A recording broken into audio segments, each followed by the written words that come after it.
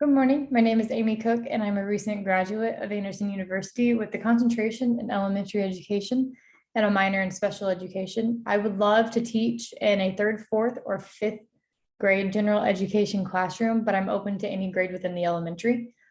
This video is to talk about what I know, believe, and will do inside of my classroom with the 3-tier model. Tier 1 is on preventative classroom management, which focuses on core behavioral curriculum like clear communication, positively stated rules, and having an organized classroom. I know that when students enter a classroom, they should have clear expectations on what they should and should not be doing.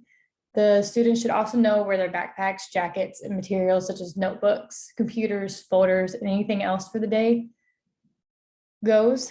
I believe that it is important to have an organized classroom because it makes transitions throughout the day go by faster without any distractions or disruptions. And I also believe that it's important for a teacher to demonstrate positively stated rules along with saying please and thank you, because this can also help teach and build mannerism. Inside of my classroom, my students will demonstrate the established routines and procedures. There will be peer tutoring, and the students will also have frequent academic assessments. For example, when my students have a question, they should raise their hand and wait to be called on. I have noticed inside the classrooms, I've observed that teachers have clear expectations on what students should and should not be doing during instruction, and they have specific consequences for when it's not being followed, such as loss of economy or even loss of recess time. I also know that students love incentives, meaning that they can earn gifts, prizes, rewards throughout the day with good behavior during classroom activities, instructions, or even outside of the classroom by another teacher. I believe that students should be able to earn these rewards as a class or even individually.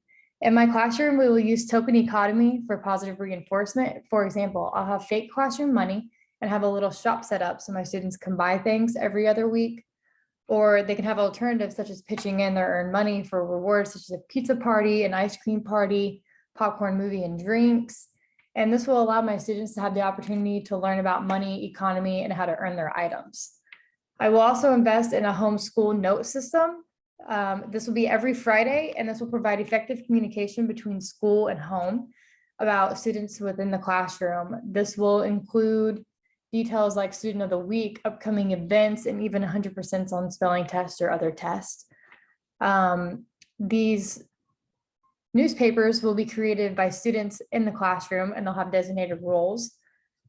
And I know that students inside of my classrooms will have different emotional and behavioral differences. And I have learned about functional behavior assessments, FBAs, and individualized education plans, IEPs.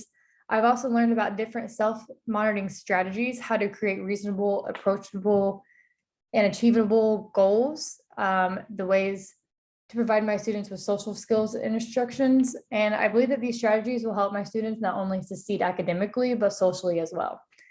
I will be implementing these strategies into my classroom by providing my students with different ways to do projects, hands-on activities, or even stations around the room. I will also allow my students time to de-stress, which will include the self-monitoring for 5 to 10 minutes a day by standing up, stretching, walking around the classroom, or even going outside and walking around the school as a class, or even just laying their head down for a few minutes, because I believe that students go through a lot, either at day or all day at home or at school. And sometimes the extra 5 to 10 minutes can help students kind of de-stress, take time to relax, and then get back to it. In order for teachers to set up students for success, it is essential that we put ourselves in their shoes and understand that they all learn differently, come from different socio-economical backgrounds, cultures and religions. We need to make sure that we accommodate those students and include them in our everyday activities and classroom work. Thank you for taking time to listen and watch this video, and I'm excited to hear back from you about this amazing opportunity to teach at your school. Thank you.